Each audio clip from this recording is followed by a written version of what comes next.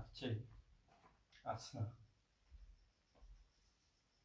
मी मागे पण बोललो होतो की साधारणतः करंगळीच्या जाडीची एक नरम दोरी जर आपण आणून घेतली आणि ज्याच्यामधलं अंतर 5.5 फूट, 11 फुटाची ती दोरी लागेल. 12 फुटाची दोरी घेऊन तिला जर घडी केली तर सरासरी 11 फूट किंवा 11.5 फुटाची ही दोरी तयार होते.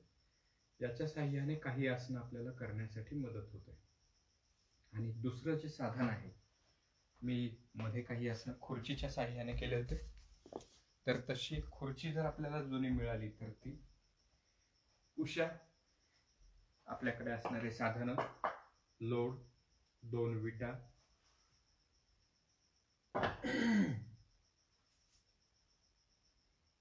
एखादं आसन करण्यासाठी जर ते अवघड चाललं असेल तर खुर्चीच्या साहाय्याने किंवा या साधनांच्या साहाय्याने आपल्याला त्यात सहजता निर्माण होते.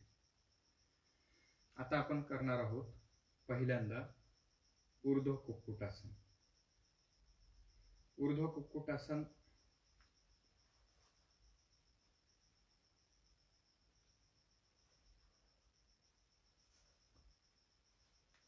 करताना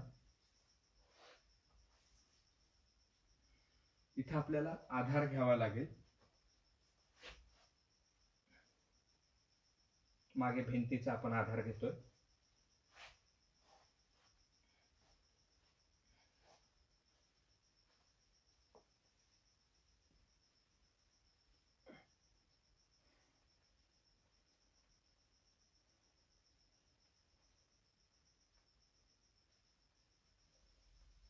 यासाठी अजून सोपा मार्ग म्हणजे खुर्चीचा वापर करा.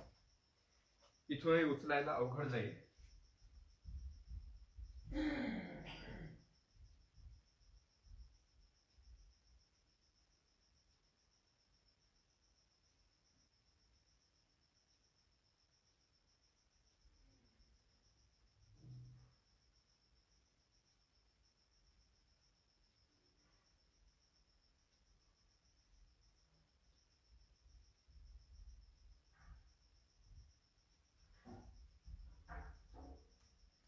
जसं आता आपण पाहिलं की शरीर वर उचलता येतं, पण शरीर वर उचलताना जो काही त्रास होतो तो होऊ नये असं जर वाटत असेल, ही जी खुर्ची आहे याची आपण पाठ काढून टाकलेली आहे. तो होऊ नये असं जर आपल्याला वाटत असेल तर या पद्धतीनं कोणत्याही खुर्चीवर बसावं. त्यानंतर आपलं सारं शरीर तोलून धरायचं.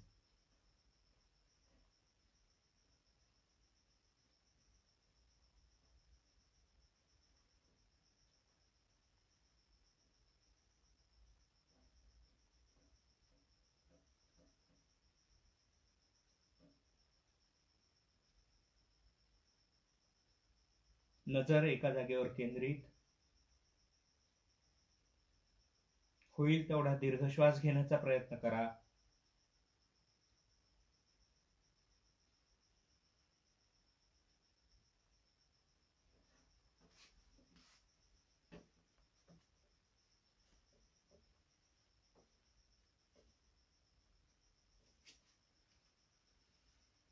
जे आसन आपल्याला स्वतःचं शरीर उचलण्यासाठी लागणारी ताकद सुरुवातीच्या काळात दंडामध्ये नसते, परंतु दंडातही नसते आणि या स्नायूंमध्ये पण नाहीये.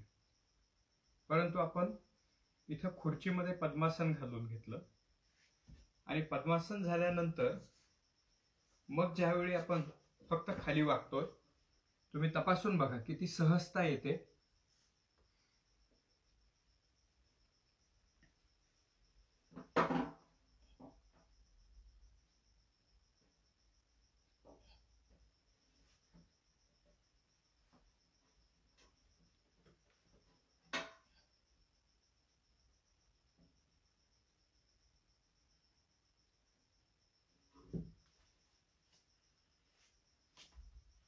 आणि असे 15 ते 20 वेळेला जेव्हा आपलं आसन होईल, म्हणजे 3 ते 4 महिन्यामध्ये आपल्याला या खुर्चीची गरज उरणार नाही.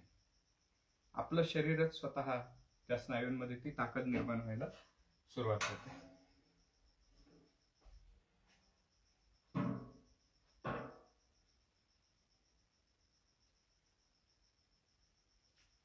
यानंतर आपण अजून एक आसन करू. खुर्चीच्या साह्याने पण करता येतं आणि त्याच्याशिवाय पण करता येतं.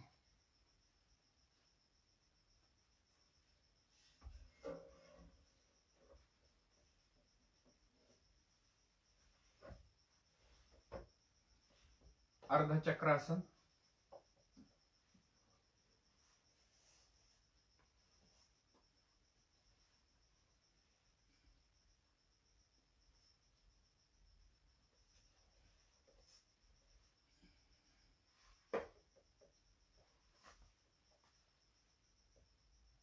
आपण आधार घेतलाय.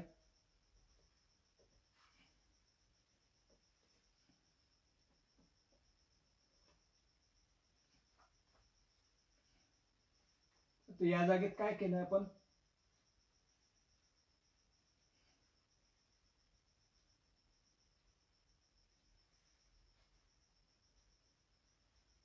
सगळं वजन खुर्चीवर दिलेलं आहे.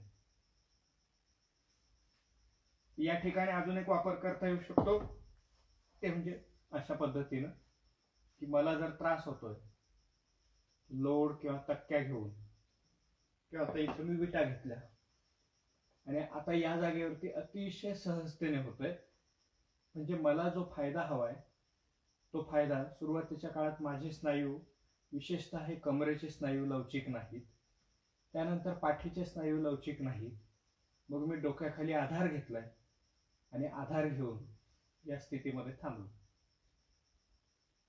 असं जर काही वेळेला आपण काही दिवस करत राहिलो तर आपोआपच, विशेषतः आणि दीर्घ श्वसन घेणं हा जो सगळ्यात महत्वाचा जो आपला नियम आहे तो जर आपण करत राहिलो तर दीर्घ श्वसनामुळे होणारा सर्वात मोठा फायदा तो म्हणजे आपलं लक्ष, जो या जागेवर निर्माण होणारा ताण आहे, विशेषतः कमरेचा, मांडीचा भाग आणि पोटाचा भाग, या ठिकाणी जो ताण निर्माण होतोय तो ताण काढण्यासाठी आपल्याला श्वसनाची खूप मोठी मदत होते.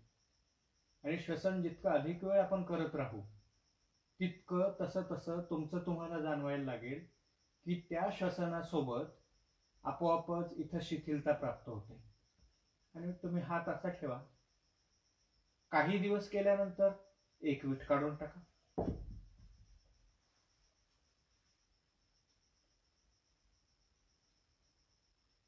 परत तणाव निर्माण होतो, तसा तणाव निर्माण झाला, काही दिवस तसंच राहू द्या. त्यानंतर इथेही सहजता प्राप्त झाली की दुसरीही वीट काढून टाका.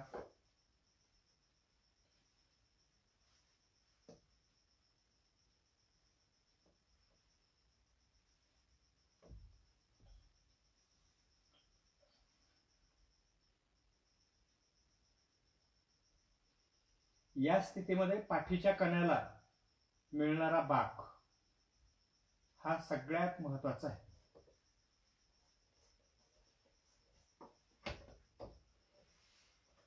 पाठीच्या कण्याला अशा पद्धतीनं आपण स्वतः बाक निर्माण करू शकत नाही, पण ही जी सहजता प्राप्त होते आसनांच्या किंवा आधाराच्या साह्याने, मग आपण हे आसन खुर्चीवरती सहजरित्या करू शकतो. त्यासाठी अशा पद्धतीची खुर्ची हवी.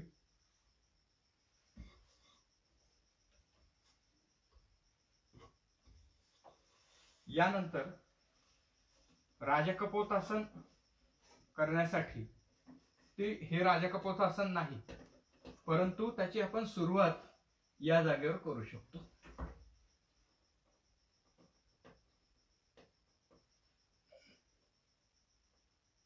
आणि फक्त हात मागे घ्यायचा.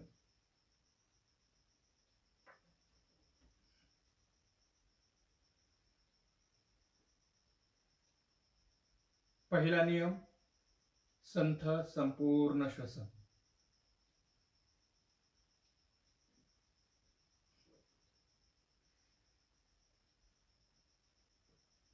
तुम्हाला पहिल्यांदाच जाणवेल की पाठीच्या कण्याला जो काही त्रास होतोय, विरुद्ध दिशेने आपण पिळतोय,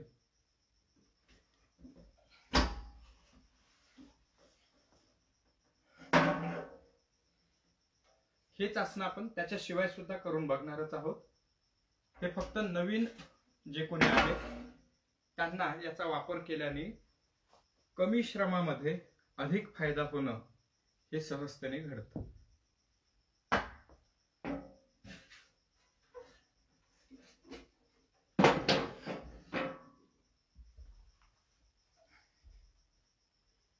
आपण आधी करणार आहोत सुप्त भेकासन.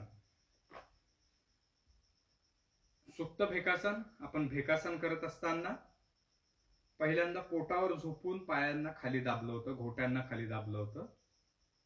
सुप्त भेकासनामध्ये आपण पाठीवर जाणार आहोत आणि त्यासाठी आपल्याला विटांची जर मदत घेतली तर ते अधिक सोयीचं होतं.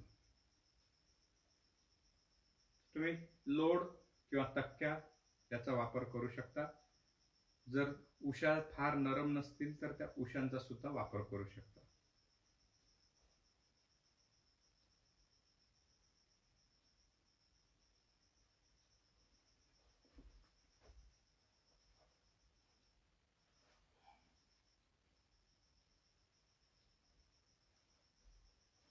प्रथम आपल्याला पडायचं आहे ते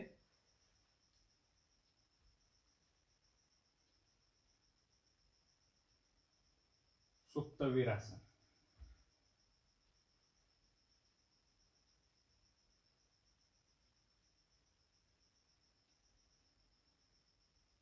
संथ संपूर्ण श्वसन.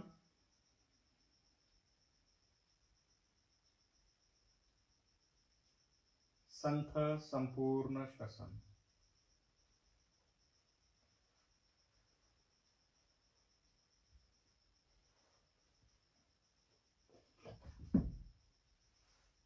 अशा पद्धतीनं जर आपण ही वीट या जागेवर ठेवून घेतली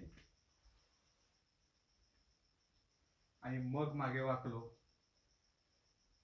मग खरी कसरत चालू होते आणि आपल्याला अधिकाधिक तणाव कसे निर्माण होतात ते कळायला सुरुवात होते. कारण या जागेमध्ये आपल्याला पायांना वर उचलून धरायचंय. माझ्यात तरी सध्याला ती क्षमता नाही. त्यासाठी कुणा एकाची मदत घ्यावी लागेल. मग ती मदत न घेता आपण करू शकतो का? तर उत्तर आहे हो. उत्तर काय आहे? खाली उशी किंवा लोड किंवा तक्क्या साधारणतः 4 ते 6 इंचाचा घेऊन त्याच्यावरती आपण थांबलो.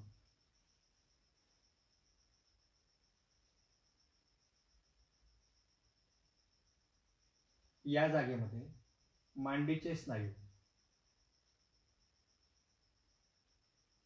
आणि हळूहळू आपलं जे शरीर आहे हे कसं खाली राहील हे बघायचं आहे. म्हणजे शरीर खाली गेलं पाहिजे, पाय बाजूला राहायला पाहिजे, तर ते होतं सुप्त भेकासन. अजून बोट जमिनीला टेकलेलं नाहीये. साधारणतः 2 किंवा 3 बोट अंतर उरलेलं आहे. पण जसजसं आपण या स्थितीमध्ये राहू तसं तसं याच्यामध्ये सहजता येते. मांडीच्या स्नायूंना सातत्याने आपण समोर वाकत असल्यामुळे जसं कमरेवरती ताण येतो तसं मांडीच्या स्नायूंमध्ये सुद्धा काही विकृती निर्माण होते. ते म्हणजे सातत्याने समोर वाकणं. आता या जागेमध्ये काय होतंय की आपण त्याच्या विरोधी दिशेने ताण निर्माण करतो. स्नायूंची लवचिकता वाढणं, कार्यक्षमता वाढणं.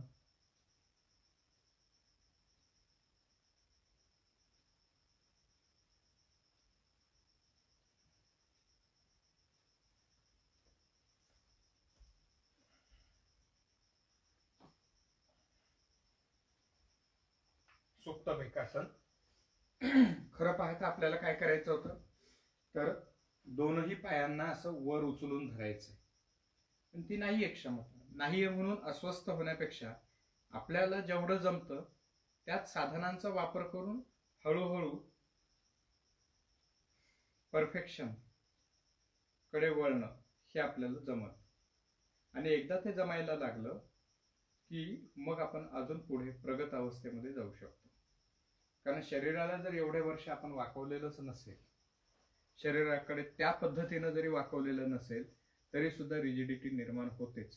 ती रिजिडिटी निर्माण करण्यासाठी या पुढच्या आसनांमध्ये जाणं गरजेचं आहे. यानंतर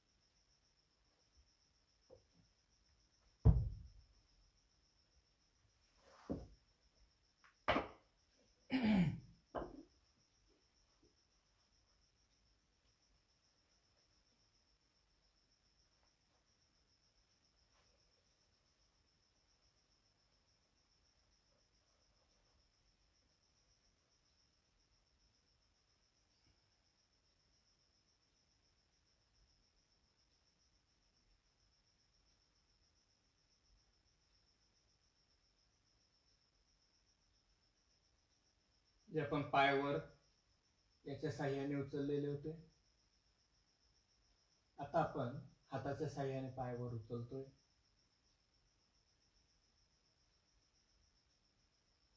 आणि जाणवेल खांद्यांमध्ये निर्माण होणारा ताण.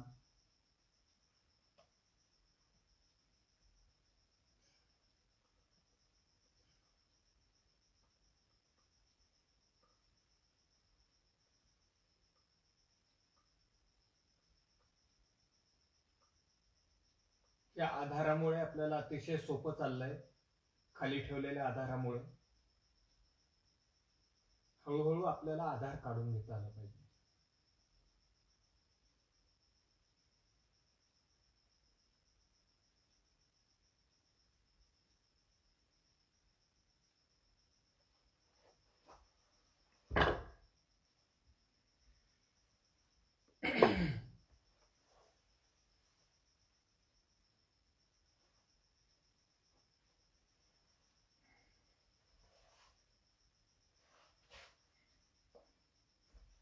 डाव्या पायाची घडी घातली, उजवा पाय डाव्या मांडीवर ठेवला आणि डाव्या पायाला वरच्या दिशेने ओढून या दिशेने पाहायचं आपल्याला.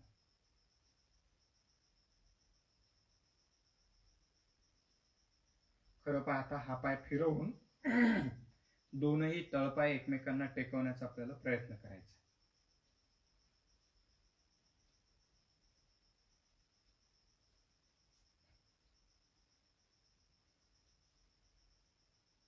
पोटाचा भाग आणि पाठीचा कणा या दोघांना अतिशय वेगळ्या पद्धतीनं तणाव मिळतो. आठवड्याभरामध्ये जे आपण 80च्या वर योगासनं करतो त्यात कधीही अशा पद्धतीचा तणाव आपल्याला जाणवलेला नसेल. एवढा तणाव इथे जाणवतो. प्रत्येक स्नायूंना ताणणं आणि शिथिलता निर्माण करणं, ज्या योगे तिथे रक्ताभिसरण वाढवणं,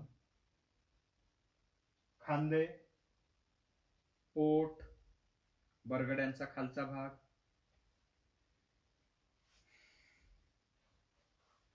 दुसरी बाजू,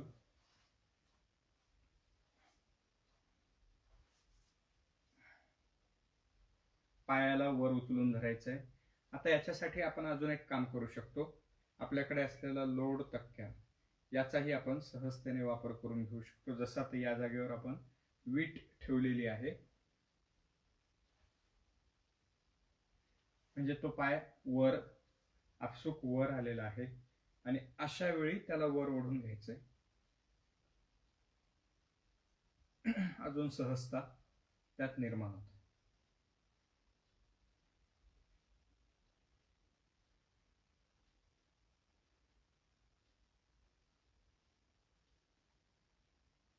आणि प्रत्येक गोष्टीची सुरुवात ही जी आहे परफेक्शन नसतं. या पद्धतीनं हे अगदी परफेक्ट जमलं असं नाही. आपली वाटचाल ही परफेक्शन कडे होत जाते.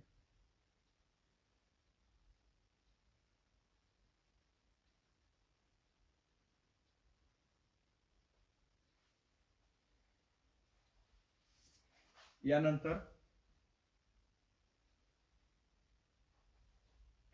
आपण करणार आहोत कंदासन. आता काल आपण केलं, काल करत असताना परवा आपण पाहिले की तळ पाय आपल्याला आकाशाच्या दिशेने घ्यायचे आहेत. मग हे जर अशा पद्धतीने आधार घेऊन जर केलं तर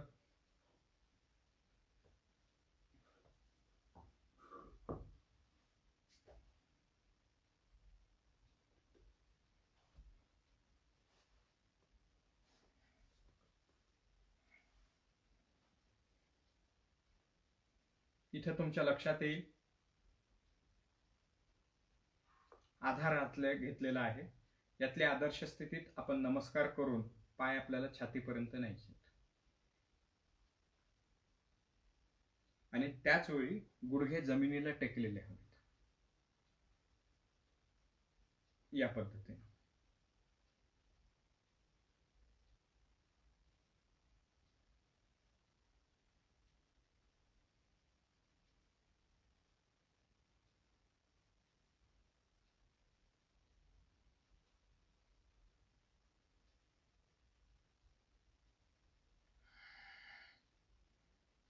बघा.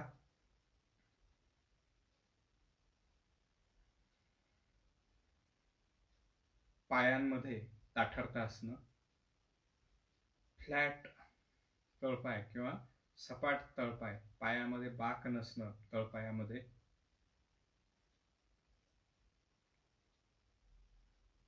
यासाठी ही आसन कामाला येतं. प्रोस्टेट ग्रंथीचा त्रास, मूत्राशयाच्या समस्या, गर्भाशयाच्या समस्या यासाठी हे आसन परत कामाला येतं. परंतु इथं निर्माण होणारे ताण हे सर्वात जास्त घोट्याच्या जवळ ताण निर्माण होतात.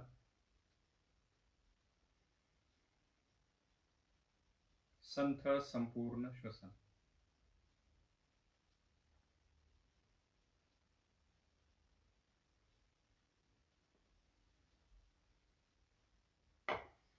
यानंतर जे धनुरासन आपण खुर्चीमध्ये केलं होतं तेच धनुरासन आपण सरळ करून पाहूयात.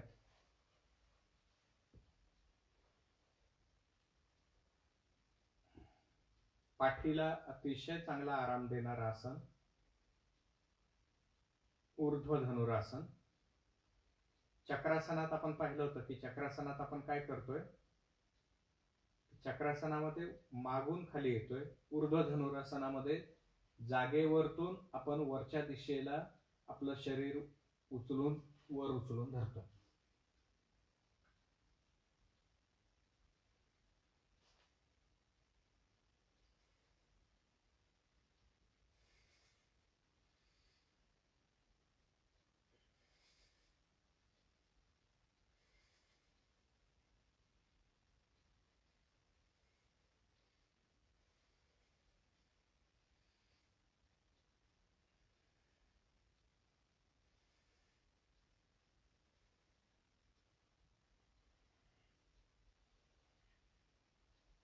विशेषतः पाठीच्या छातीचा मागचा जो भाग आहे त्या जागेमध्ये इथं तणाव खूप प्रचंड प्रमाणात निर्माण होतात. तुम्हाला दुसरं जाणवेल ते म्हणजे मांडीमध्ये निर्माण होणारे तणाव.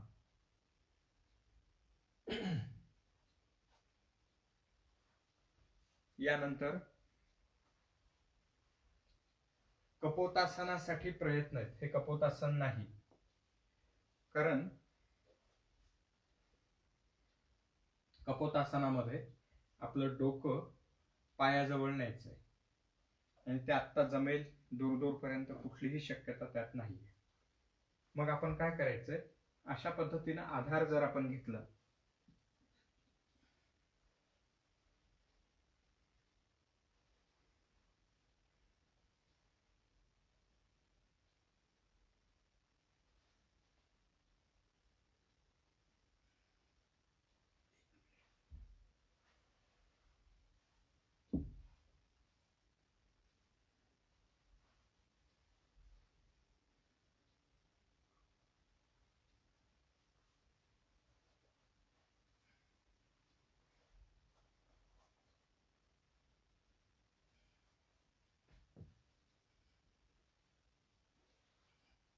आणि आपले हात मागे न्यायचे.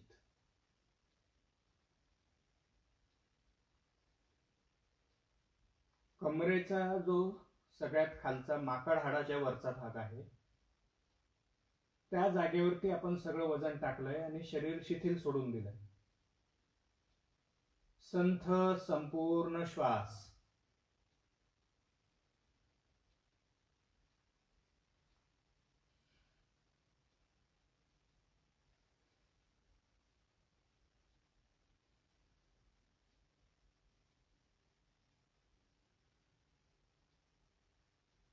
संथ संपूर्ण श्वास.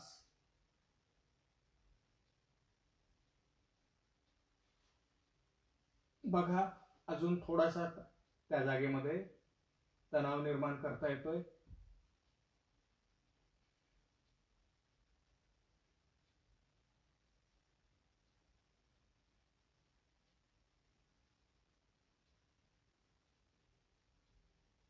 लक्ष श्वासाकडे.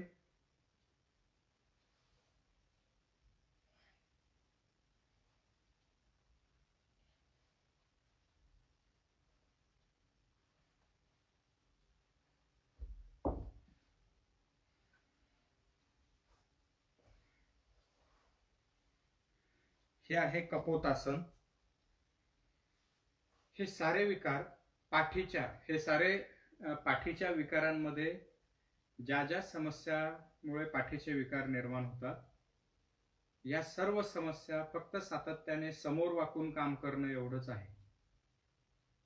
आणि तुम्हाला जाणवेल की साधारणतः 15 दिवस ते 1 महिना हे आपण आसनं केल्याबरोबर बॉडी पोश्चर म्हणजे आपले खांदे खाली झुकलेले राहणं, उभं राहताना समोर वाकून झुकणं, या सगळ्यांचा परिणाम आपण पाहिला होता की ज्यावेळी आपण उभ्या स्थितीमध्ये परवाच्या दिवशी आपण उद्या सकाळी जेव्हा आपण योगासनं घेणार आहोत त्यावेळी ताडासन करताना आपण हे यातले व्हेरिएशन्स करून बघू की उजव्या बाजूला झुकलं तर काय होतं, डाव्या बाजूला झुकलं तर काय होतं, समोरच्या बाजूला झुकलं तर काय होतं, मागच्या बाजूला झुकलं तर काय होतं.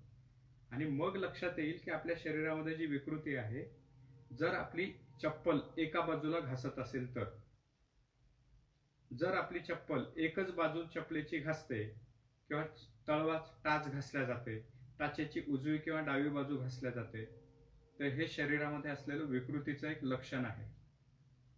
मग त्याला जर आपल्याला दुरुस्ती करायची असेल तर योगासनांच्या माध्यमातून सगळ्या शरीराला मूळ स्थितीमध्ये आणून ठेवणं हे काम आपण करत असतो. आता यानंतर आपल्याला करायचंय एकपाद राजकपोतासन. इथे आपण दोरीचा वापर करूयात.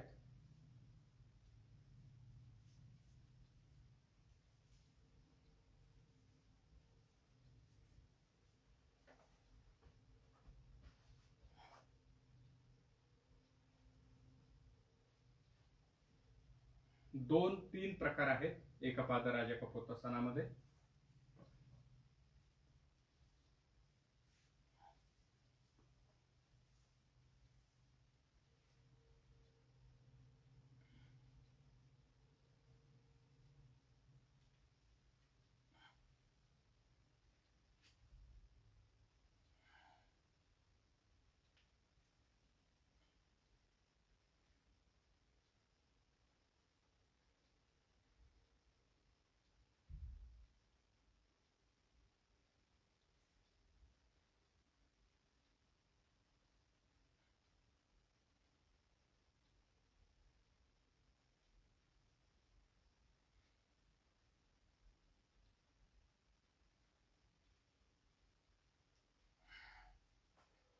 यातली आदर्श स्थिती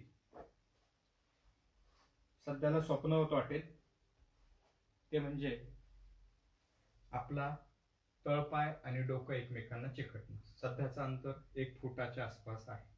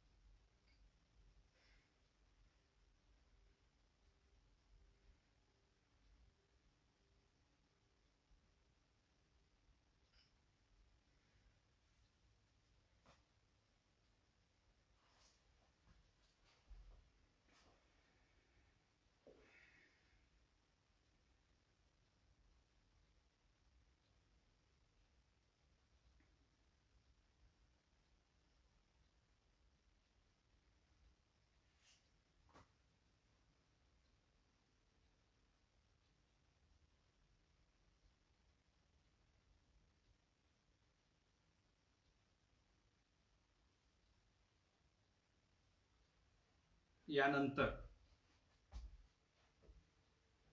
समकोनासन. हे समकोनासन नाही, फक्त समकोनासनाची सुरुवात आहे एवढंच लक्षात घ्या. भिंतीचा आधार घ्यायचा आहे.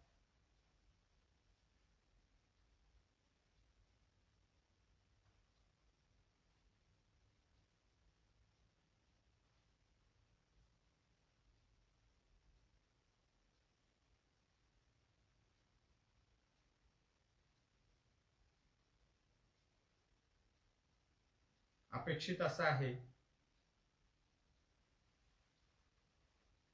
की आपल्याला या स्थितीमध्ये पूर्ण मांड्या आणि नडगीपासून बाजूचा जो भाग आहे हा जमिनीला टेकायला पाहिजे. पण आयुष्यात जर आपण ते कधी केलेलंच नसेल तर ते जमणार नाहीच आहे. म्हणून फक्त प्रयत्न करणं एवढं आपल्या हातात आहे.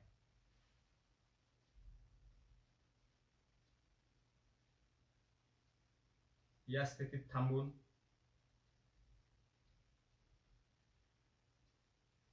संथ संपूर्ण श्वसन.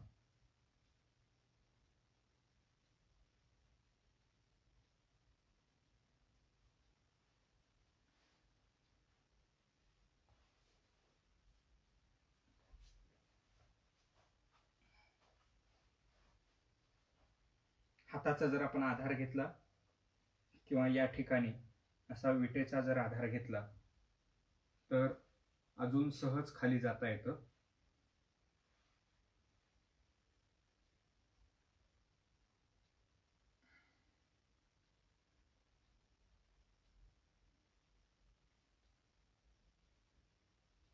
सरळ उभं राहिल्याबरोबर बघा मांडीमधला ताण कसा फरक पडतो.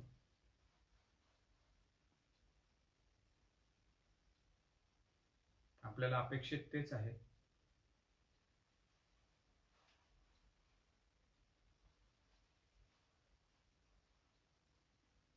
यानंतर आपल्याला करायचंय हनुमानासन.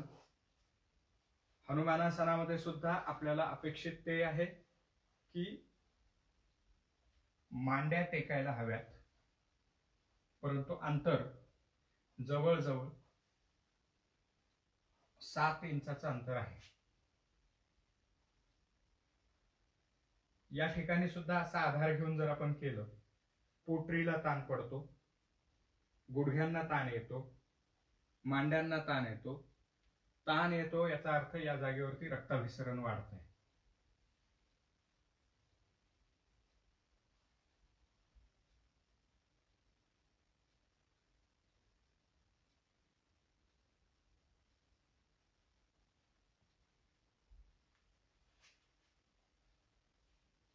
आणि या स्थितीत जाऊन आपल्याला नमस्कार पण करायचा आहे.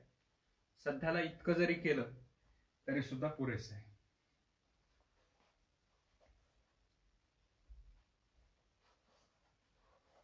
भिंतीचाही आधार घेतला म्हणजे घेतला तर चालू शकतो.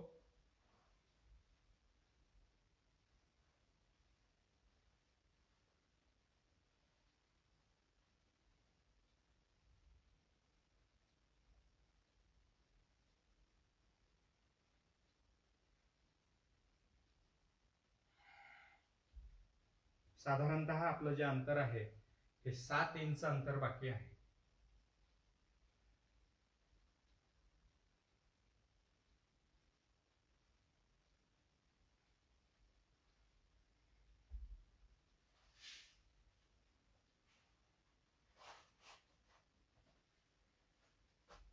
यानंतरचं आसन दंड स्थितीतलं आसन आहे.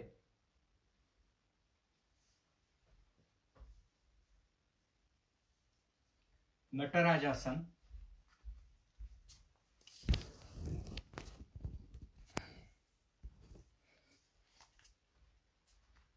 मी दोरी जी म्हणत होतो ती साधारण 5.5 फुटाची 2 बाजूने असणारी, म्हणजे 11 फुटाची दोरी घेऊन किंवा 12 फुटाची दोरी घेऊन तिला जर एका जागेवरती घट्ट बांधून घेतलं मग आपण याचा वापर करू शकतो.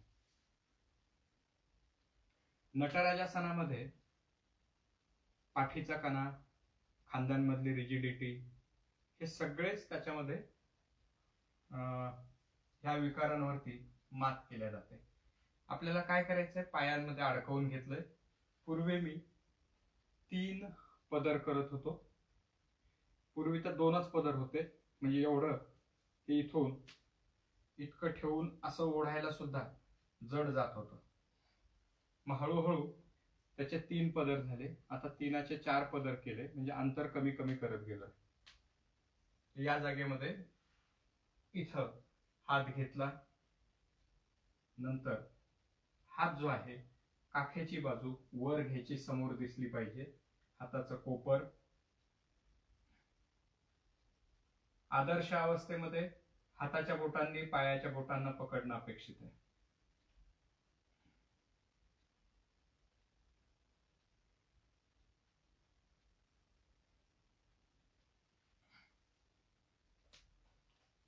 दुसरी बाजू.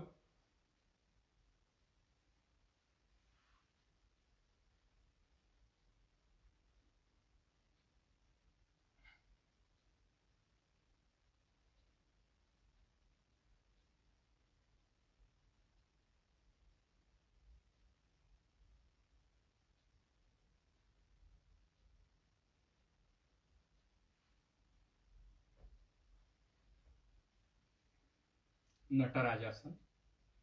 शेवटी आपण करणार आहोत उड्डयन बंध.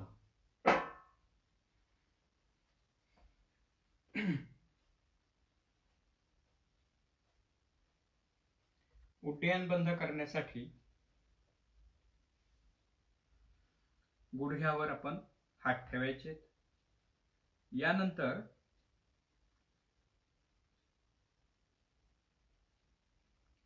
आपण पूर्वी अंतर कुंभक केला होता. आता बाह्य कुंभक किंवा ज्याला आपण शून्यक म्हणतो अशा स्थितीमध्ये यायचं आहे. तर त्याच्यानंतर मला बोलता येणार नाही, पण सरासरी आपण 10 ते 12 सेकंदापर्यंत, 5 सेकंदापासून सुरुवात करून 10 ते 12 सेकंदापर्यंत गेलं तर अतिउत्तम. आणि या जागेमुळे हे जे आपण करतोय, या ज्याच्यामध्ये काय करतोय, होईल तेवढा श्वास हवेचा बिंदू न बिंदू आपण बाहेर फेकून देतोय आणि फेकल्यानंतर हनुवटी अशी करून घेतोय. म्हणजे पोटाला जे आहे, पोट जे आहे वरच्या दिशेने खेचून धरतोय. ज्यावेळी आपला संपूर्ण श्वास बाहेर सोडून दिला त्यावेळी. दिवसभरामध्ये याचे जास्तीत जास्त 3 ते 5 आवर्तन आपल्याला करायचे. श्वास घ्या आणि आता श्वास सोडून सोडलेल्या अवस्थेत होईल तितके सेकंद आपल्याला थांबायचं आहे. काय घडतं ते बघा. याला म्हणायचं गर्भगळीत होणं. महतोभया सगळ्यात मोठी भीती कशाची असते तर मृत्यूची असते. आणि याची तुम्हाला जाणीव या आसनामध्ये होते की नाही ते बघा, की श्वास घेण्याची इच्छा झाली तरी सुद्धा घेऊच नका आणि मग जाणवेल काय घडतं ते. हे करत असताना आपलं पोट रिकामं असणं गरजेचं आहे. श्वास सोडा.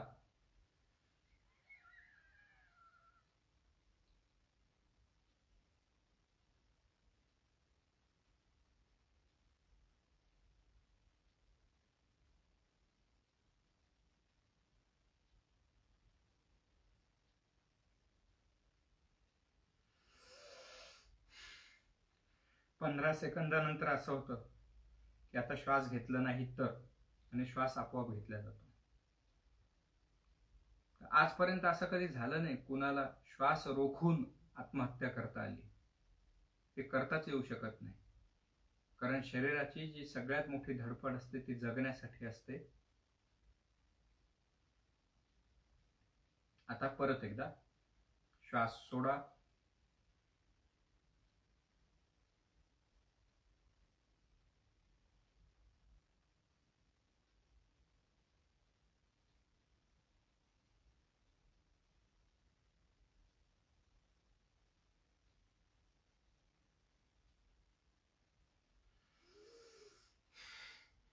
या जागेमध्ये आपलं जे पोट आहे ना ते असं मध्ये गेलं पाहिजे ज्यावेळी आपण श्वास सोडतो त्यावेळेला.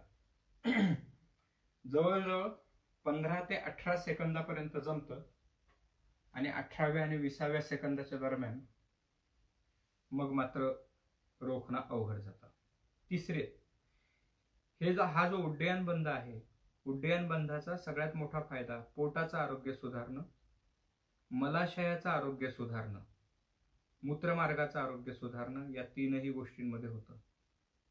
उत्सर्जन संस्था जर व्यवस्थित असेल तर पोटामधली घाण आपोआपच बाहेर टाकल्या जाईल, आणि ती जर उत्सर्जन संस्था व्यवस्थित नसेल तर ती पोटातली घाण शरीरातनं निघणारच नाही, आणि घाण जर निघाली नाही तर या साऱ्या समस्या निर्माण होतात. आता परत एकदा तिसरं आवर्तन.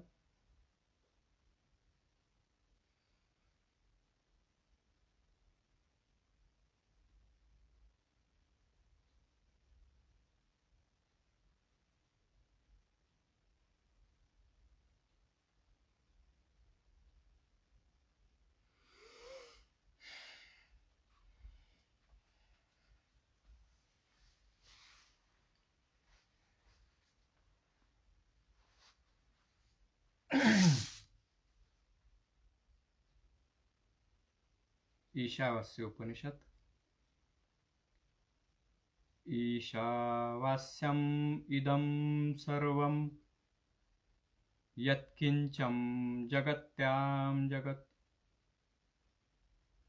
तेन त्यक्तेन भुञ्जिथा मा गृधाः कस्य स्विद्धनं कुर्वन्नेवेह कर्माणि जिजीविषेच्छतः समाः एवं त्वयि नान्यथेतोऽस्ति न कर्म लिप्यते नरे.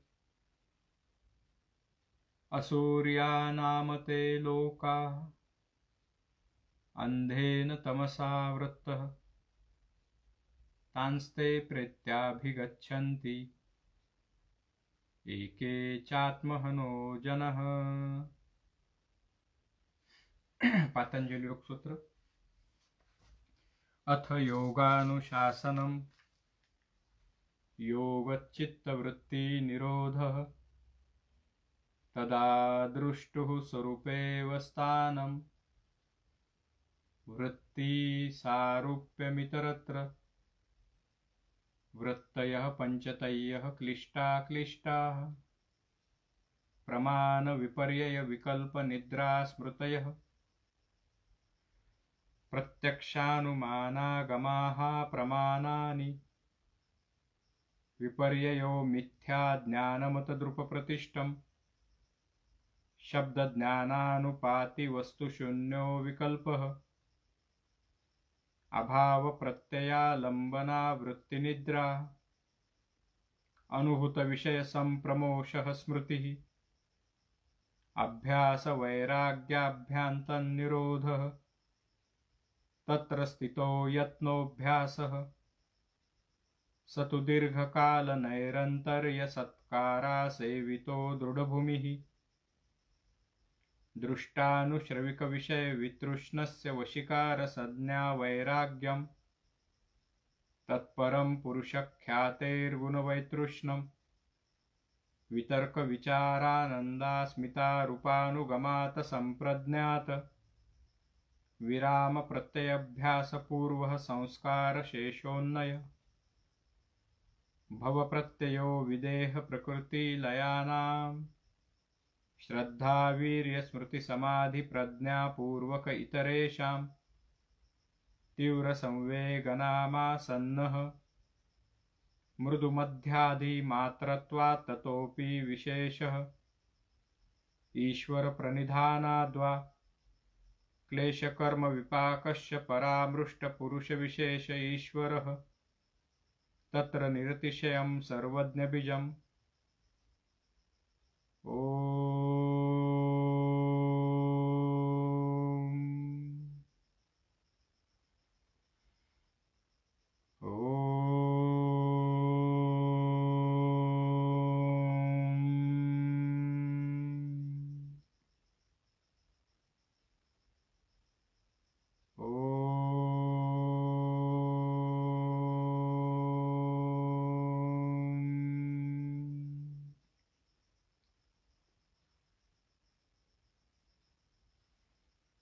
उद्या सकाळी 4 वाजता परत एकदा भेटू. धन्यवाद.